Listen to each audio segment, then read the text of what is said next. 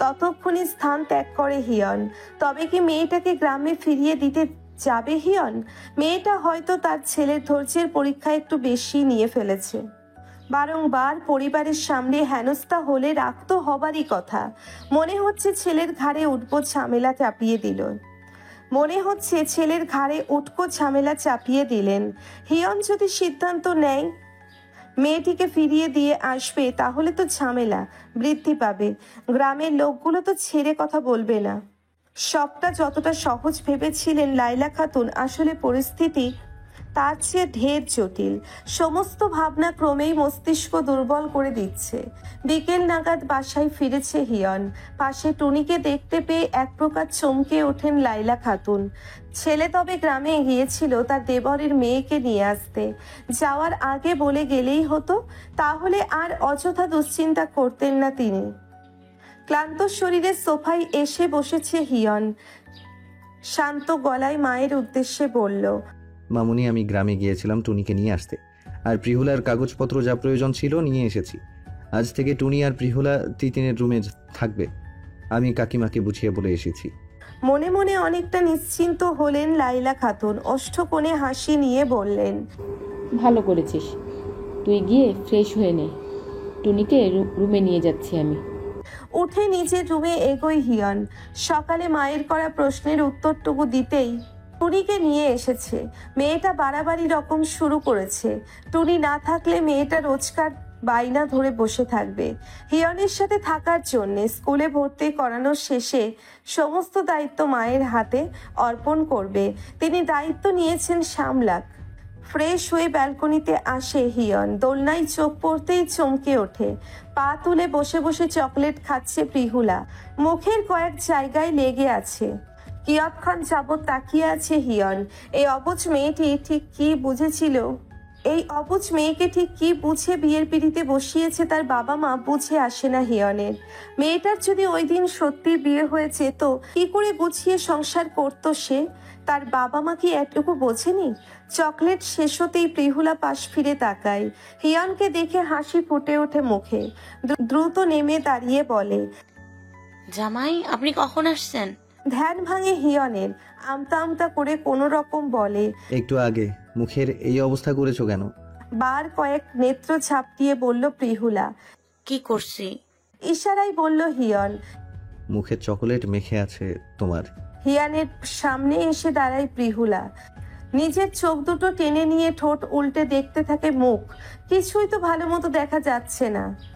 পরক্ষণে হিয়নের দিকে ছোট ছোট চোখ নিয়ে বলে, মুইসা দেন তো, আমি দেখতে পারতাছি না। তপ্তশ্বাস ফেলে হিয়ন। একে কিছু বলাও উচিত নয়। জ্ঞান একেবারে শূন্যের কোঠায়। তোয়াক্কা না করে দোলনায় বসে যেতে যেতে বলে, আয়নায় গিয়ে দেখে নিজে মুছে নাও। প্রিহুলা চকলেট মাখা হাতে হিয়নের সাদা টি শার্ট মুঠো করে ধরে। চলন্ত পা দুটি স্থির হয় হিয়ানের। হত বিহবল দৃষ্টি ফেলে নিজের টি শার্টের পানে তাকায় সে। মুখ আপনা আপনি হাঁ হয়ে আফসোসের। কেনা টি শার্ট তার। বাইনার সুরে বলে প্রিহুলা, মুইসা দেন না। এটা কি করলে? আমার টি শার্ট! ভয়ে কেঁপে উঠল প্রিহুলা। ছেড়ে দাঁড়ায় টি শার্ট। গণ্ডস্থল থেকে বক্ষস্থল অবধি শুকিয়ে বরুণ ন্যায় রূপ নেয়। ভয়ে আতঙ্কে মাথা নিচু করে কেঁদে ফেলে। সে যে ভয়ানক অপরাধ করে ফেলেছে বেশ বুঝতে পারছে। হিয়নের ইচ্ছে করছে আরো 2টা থাপ্পড় মেরে আরেকটু কাঁদিয়ে দিক তাকে। এত অবুঝপনা করে কেন এই মেয়ে? সহ্যর একটা সীমা থাকে। সব কিছুই লঙ্ঘন করে ফেলেছে সে। কি ভেবেছে হিয়ন তার স্বামী? এই বিষয়টা যে নিছক মিথ্যা। বিয়ের আসরে ঘটে যাওয়া সমস্ত কিছু এই মেয়েকে বলে না দেওয়া অবধি সমস্যার সমাধান হবে না। রাগে কপালের রগ ফুলে ওঠে হিয়নের। অবশ্য বলেই বা কি হবে? বুঝবে কতটুকু এই মেয়ে? যথাসম্ভব রাগ দমিয়ে দেওয়ার আপ্রাণ চেষ্টা করে হিয়ন। হাত মুষ্টিবদ্ধ করে ঘন ঘন বার কয়েক দম ফেলে। এখনো ফুপিয়ে কাঁদছে প্রিহুলা। জোরালো কণ্ঠে ধমকের সুরে বলল হিয়ন, এক্ষুনি বের হও। কখনো যেন এই রুমের ধারের কাছেও তোমার ছায়া না দেখি। বেয়াদব মেয়ে কোথাকার! কান্নার বেগ বাড়ে প্রিহুলার। হেঁচকে উঠছে বেশ। রাগ বেড়েই চলেছে হিয়নের। প্রিহুলার হাত ধরে এক প্রকার টেনে টুনে রুম থেকে বের করে দেয় সে। মুখের উপর দরজা লাগিয়ে দেয়। বন্ধ দরজার দিকে কিছু পলক তাকিয়ে থাকে প্রিহুলা। পরক্ষণেই 2 হাত দিয়ে চোখ মুছে নেয়। মনে মনে শপথ করে নেয় এমন পচা রাগে জামাইয়ের রুমে আর জীবনেও আসবে না সে। টুনিকে পেয়ে খানিকক্ষণ পূর্বের কষ্ট সম্পূর্ণ ভুলে গিয়েছে প্রিহুলা। ফোলা চোখে মুখে হাসি ফুটে উঠেছে তার। আজকে আর পচা রোষ পরবশ রাক্ষসের রুমে তাকে দাগ থাকতে হবে না। ওই রাগের রোষানলে আর দগ্ধ হবে না প্রিহুলা। সে মুখ আর হবেই না। টুনিকে নিয়ে বেশ লম্বা সময়ের গল্প জুড়েছে সে। রাতে খাওয়ার জন্যে তুলির ডাক আসে। টুনিকে নিয়ে হাসি খুশি ডাইনিংয়ে আসে প্রিহুলা। খাওয়ার মাঝে দৃষ্টি তুলে তাকায় হিয়ন। ভেবেছিল মেয়েটার আগে ফুলে ফেপে থাকবে, মায়ের কাছে বুঝে নালিশ করে বসবে। এখন দেখছে সে দিব্যি খুশি। তবে কি হিয়নের কথা একটুও গায়ে মাখেনি?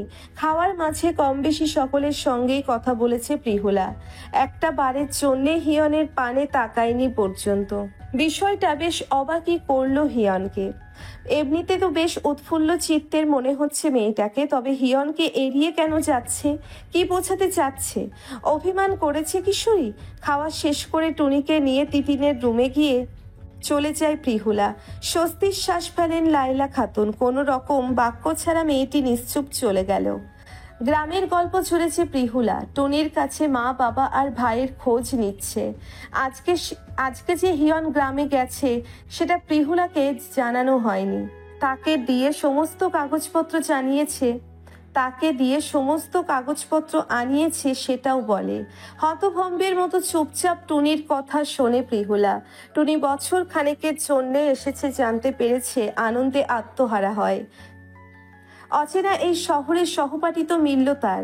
খোলা দরজায় টোকা পড়তেই টুনির সমেত প্রিহুলা দৃষ্টি তুলে তাকায়। হিয়নকে দেখে দ্রুত দৃষ্টি নামিয়ে নেয় প্রিহুলা। ভুরু কুচকে কিছু পলক তাকিয়ে থেকে টুনির উদ্দেশ্যে বলে হিয়ন। টুনি, প্রিহুলাকে নিয়ে আমার রুমে আয় তো একটু। কথাটুকু বলে নিজের রুমে চলে যায় হিয়ন। প্রিহুলা মাথা দুদিকে নাড়ছে, যার অর্থ প্রিহুলা এখন যাবে না। মুখে তার আতঙ্ক বিরাজ করছে। যেতে বকুনি শুনতে যাওয়ার কোনো রকম ইচ্ছে নেই তার। টুনি নেমে দাঁড়ালো খাট থেকে। পরক্ষণে তাড়া দেয় প্রিহুলাকে। চলো প্রিহুলা আপু, ভাইয়া ডেকে গেছে। শুকনো ঢোক গিলে নিয়ে বলে প্রিহুলা। না টুনি, আমি যাবো না, তুই যা। তোমারেও যে যাইতে বললো। নিজেকে গুটিয়ে নিয়ে শুয়ে পড়ল প্রিহুলা। গায়ের উপর কাঁথা মুড়ি দিয়ে বলল, তুই জানিস না টুনি, আমার জামাইটা আস্ত একটা জল্লাদ। হ্যাঁ, ঠোঁট ভেঙে বলল প্রিহুলা। সারাক্ষণ আমারে বকে, চেঁচামেচি করে, আমার খুব কান্না পায়, ভয়ও হয় খুব। তখন কি ভয়ানক লাগে ওনারে, কলিজার পানি শুকায় যায় আমার। প্রিহুলার কথা শুনে খিলখিল করে হেসে ওঠে টুনি।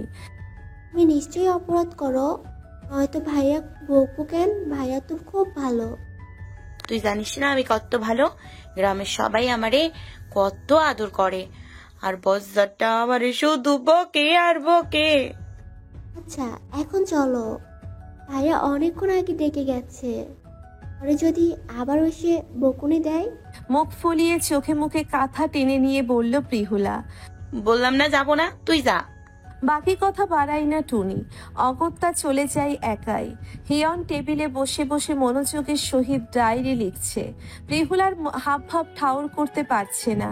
এই মুহূর্তে ঠিক কি চলছে কিশোরীর মনে জানবার জন্যে মরিয়া সে। কৌতূহল জাগছে মনে। আসবো ভাইয়া। টুনির ডাকে মাথা তুলে দরজার পানে তাকায় হিয়ন। টুনিকে একা দেখতে পেয়ে ভ্রু কুচকে করে প্রশ্ন ছড়ে। প্রিহুলা কই? আপু তো আসতে চাইতেছে না।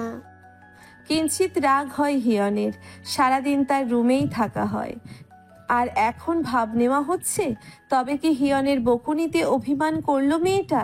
ডায়েরিটা তো খাটে ছুঁড়ে ফেলে তিতিনের রুমে এগোয় হিয়ন।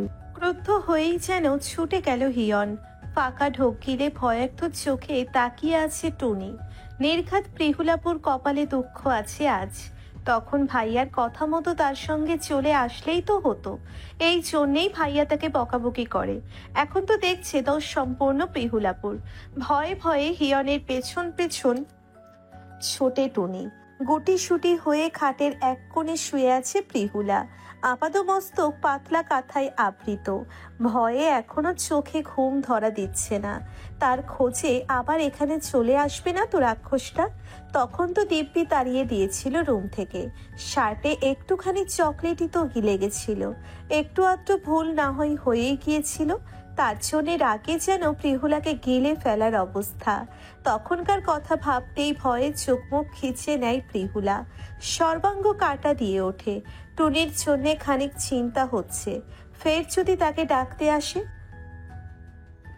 আচমকা শরীরের উপর থেকে এক ছটকায় সরে গেল কাঁথা। ভয়ানক রকম আঁতকে উঠল প্রিহুলা। শটান হয়ে শুয়ে আছে সে।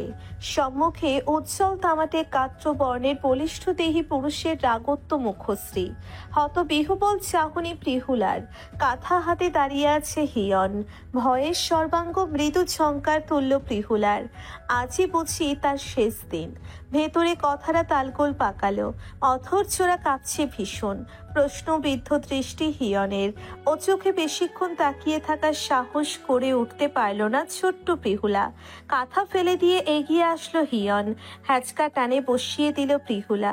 কাঠের ন্যায় শক্ত হয়ে বসে আছে প্রিহুলা। হৃৎপিণ্ডের গতিপথ বৃদ্ধি পেয়েছে। এক্ষুনি বক্ষস্থল ভেদ করে বেরিয়ে আসবে বুঝি। দরজায় উকি দিয়ে তাকিয়ে আছে টুনি। গম্ভীর ভরাট কণ্ঠে প্রশ্ন ছুড়ল হিয়ন। আমি ডেকেছিলাম না, যাওনি কেন? ভয়ে আতঙ্কে কান্না করে দেয় প্রিহুলা। মেয়েটার হাত যে ভীষণ রকম কাঁপছে বুঝতে পারছে হিয়ন। ছোট্ট কিশোরী ভয় নয়, বরং ভয়ানক রকমের ভয় পায় হিয়নকে। তাকে নিয়ে নিশ্চয়ই মনে মনে মন্দ কিছুই ভাবছে। রুড়ো আচরণ কি তবে বেশি হয়ে যাচ্ছে? কাঁপা কাঁপা স্বরে বলল প্রিহুলা। আপনি শুধু আমারে বকেন, আমার ভয় করে। আমি এখানে থাকবো না, গ্রামে দিয়ে আসেন আমারে। ভ্রু কুচকাই হিয়ন। মুখের আগত্য ভাবটুকু ধরে রেখেই বলে। তো কি আদর করব? প্রিহুলা দুদিকে মাথা নাড়িয়ে হ্যাঁ বলে। মুহূর্তেই চওড়া কপালের ভাঁজ সমান্তরাল হয় হিয়নের। কিছু পলক মুখ হয়ে তাকিয়ে থাকে। নিজেকে যথেষ্ট স্বাভাবিক করে নিয়ে শান্ত দৃষ্টি ফেলে তাকায়। ফ্যালফ্যাল লোচনে তাকিয়ে আছে প্রিহুলা। চুপচাপ আজ শান্ত থাকলে সম্মুখে থাকা পুরুষটাকে কেমন নিষ্কলুষ লাগে। এখন তার ব্যতিক্রম লাগছে না। আদরে এক দৃষ্টি ফেলে তাকিয়ে আছে যেন। হয়তো চোখের ভাষায় প্রিহুলাকে স্বাভাবিক করার প্রচেষ্টা চালাচ্ছে। হিয়ানের ভাবনায় এক বালতি জল পড়ল। ভেবেছিল মেয়েটি বুঝি তার কথা গায়ে মেখে নিয়েছে। আত্মসম্মানে আঘাত লাগায় হিয়নের কথা অমান্য করেছে। সেজন্যেই বুঝি তখন এড়িয়ে যাচ্ছিল তাকে। এখন মনে হচ্ছে সম্পূর্ণ ভুল সে। পুচকে মেয়েটা ভয় থেকে এমন সিদ্ধান্ত নিয়েছে। রীতিমতো জমের মতো ভয় পায় হিয়নকে। এটুকু ভাবনায় আসতেই নিজের ভেতর অপরাধ বোধ হচ্ছে হিয়নের।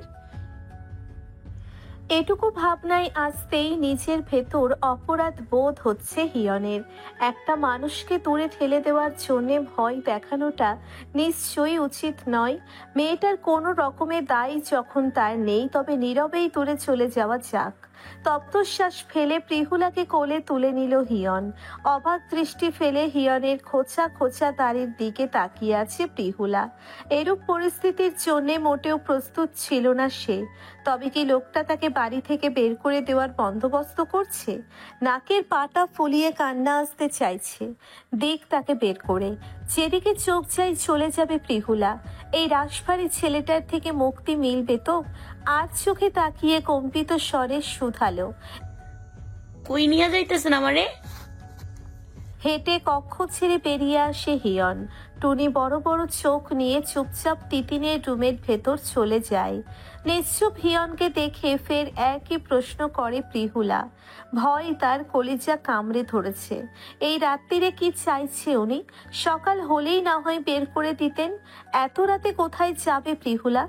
সামনে দৃষ্টি ফেলে হাঁটতে হাঁটতে জবাব দিল হিয়ন। তুমি না বললে আদর করতে নিয়ে যাচ্ছি। পিটপিট করে বার কয়েক চোখ ঝাপটায় প্রিহুলা। কিছুই বোধগম্য হলো না তার। না কিছুর আগে লোকটা হেঁটে যাচ্ছে আপন গতিতে।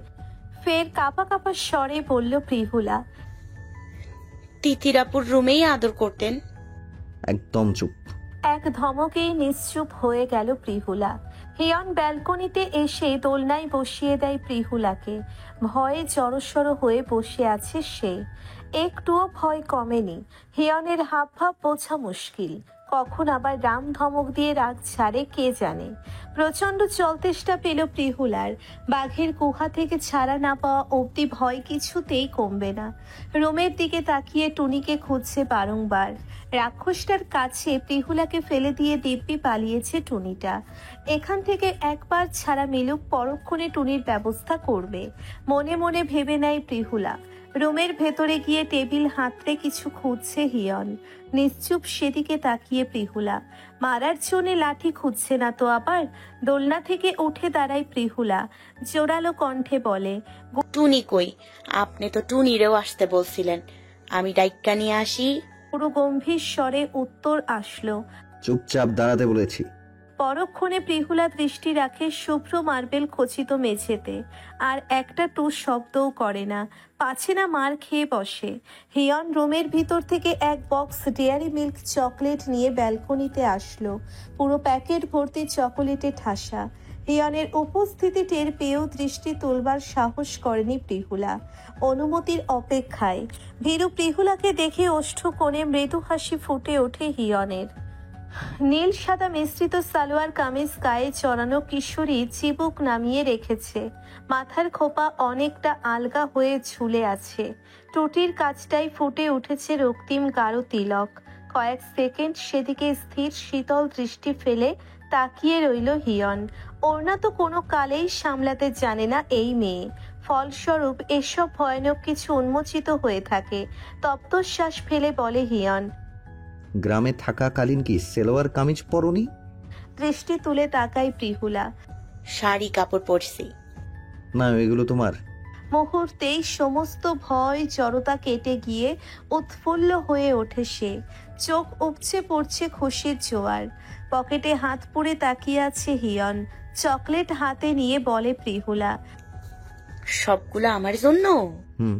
ছোট্ট করে জবাব দেয় হিয়ন। নিশ্চুপ দাঁড়িয়ে কেবল কিশোরীর পাগলামি দেখায় বিভোর সে। প্রচন্ড খুশি দমিয়ে দিতে না পেরে হিয়নকে চাপটে ধরল প্রিহুলা। আচমকা কয়েক কদম পিছিয়ে গেল হিয়ন।